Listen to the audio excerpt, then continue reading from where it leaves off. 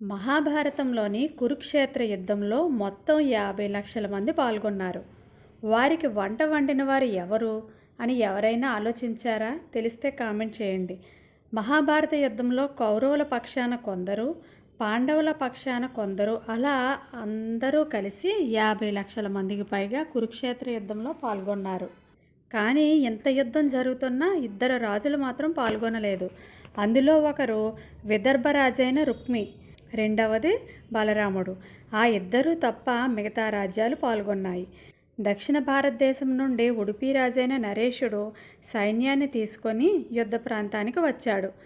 యుద్ధ ప్రాంతానికి వచ్చిన నరేషుడిని చూసి పాండవులు, కౌరవులు తమ వైపు నిలబడాలని కొందరు, తమ వైపు నిలబడాలని కొందరు కోరారు. అప్పుడు ఉడుపి రాజు తన తెలివితో ఎటూ వెళ్లకుండా సలహా కోసం శ్రీకృష్ణుడి దగ్గరకు వెళతాడు. అప్పుడు శ్రీకృష్ణుడు, అందరూ యుద్ధం గురించి ఆలోచిస్తున్నారు, మరి ఇన్ని లక్షల మందికి భోజనాల గురించి ఎవరైనా ఆలోచించారా? ఎవరు వండి పెడతారు అని శ్రీకృష్ణుడు అడుగుతాడు. మీరు అన్నది నిజమే, మరి మీ దగ్గర ఏమైనా ఆలోచన ఉందా అని నరేషుడు శ్రీకృష్ణుడిని అడుగుతాడు.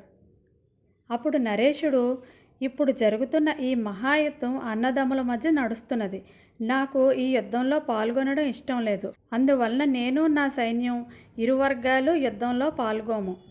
వారందరికీ భోజనం చేసి పెడతాము అని ఉడుపి రాజు చెప్తాడు. అప్పుడు శ్రీకృష్ణుడు, రాజా, మీ ఆలోచన చాలా అద్భుతమైనది. 50 లక్షల మందికి భోజనం వండడం అంటే మామూలు మాటలు కాదు. ఇది మీ వల్లనే సాధ్యమవుతుంది. అందరికీ భోజనం తయారు చేయమని చెబుతాడు. నరేషుడు తన సైన్యంతో కలిసి వంట ఎలా చేసేవాడంటే, సాయంత్రానికి తాను వండిన భోజనం మొత్తం ఒక్క మెతుకు కూడా మిగలకుండా, వృధా కాకుండా వండేవాడు. రోజులు గడుస్తున్న కొద్దీ సైన్యం తగ్గిపోయేది. అయినా సరే వంట మాత్రం అందరికీ సరిపోయేలా వండేవాడు. ఇది చూసి అందరూ ఆశ్చర్యపోయేవారు. ఇది ఎలా సాధ్యం?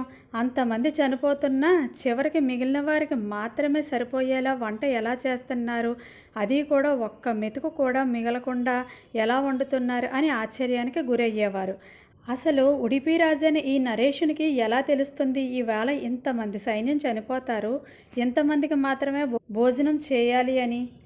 ఇలా 18 రోజులు కురుక్షేత్ర యుద్ధం జరిగింది. పాండవులు గెలిచారు. పట్టాభిషేకం జరుగుతుంది. అప్పుడు ధర్మరాజు ఉడుపి నరేషుని ఇలా అడుగుతాడు, మమ్మల్ని అందరూ తక్కువ సైన్యం ఉన్నా గెలిచామని పొగుడుతున్నారు, కానీ నేను మిమ్మల్ని మాత్రం మెచ్చుకోకుండా ఉండలేకపోతున్నాను. ఎందుకంటే 50 లక్షల మందికి వంట చేయడం, అందులోనూ ఒక్క మెతుకు కూడా వృధా కాకుండా వంట చేయడం అద్భుతం. ఇలా ఎలా చేశావు అని నరేషుని అడుగుతాడు ధర్మరాజు. అప్పుడు నరేషుడు చిరునవ్వు నవ్వుతూ, మీరు గెలిచారు కదా, మరి దాని గొప్పతనం ఎవరికి ఇస్తారు అని అడిగాడు. అప్పుడు ధర్మరాజు, ఈ విజయం శ్రీకృష్ణుడికే దక్కుతుంది అని బదులిచ్చాడు. అప్పుడు నరేషుడు, ఇంతమంది వంటకు కారణం శ్రీకృష్ణుడే అని చెబుతాడు. ఇది ఎలా సాధ్యం, శ్రీకృష్ణుడు ఎలా కారణం అని అక్కడ ఉన్న వారంతా నరేషుడిని అడుగుతారు. ఇప్పుడు నరేషుడు అసలు రహస్యాన్ని అందరి ముందు ఇలా చెప్తాడు. శ్రీకృష్ణుడు రాత్రి పెసరకాయలు తినేవాడు. నేను వాటిని లెక్క పెట్టేవాడిని. శ్రీకృష్ణుడు ఎన్ని కాయలు అయితే తింటాడో దానికి 1000 రెట్లు సైన్యం చనిపోయేవారు. అంటే శ్రీకృష్ణుడు ఒక 50 పెసరకాయలు తింటే దానికి 1000 రెట్లు అంటే 50,000 మంది సైన్యం మరుసటి రోజు యుద్ధంలో చనిపోయేవారు. దాన్ని బట్టి నేను మిగతా వారికి భోజనం వండేవాడిని. అందువలన ఏ రోజు భోజనం వృధా అయ్యేది కాదు. విని సభలోని వారంతా శ్రీకృష్ణుడి లీలలకు ముగ్ధులైపోయారు.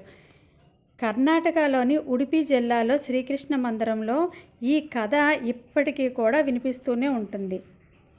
థ్యాంక్ యూ అండి. వీడియో కనుక మీకు నచ్చినట్లయితే please like, share and subscribe.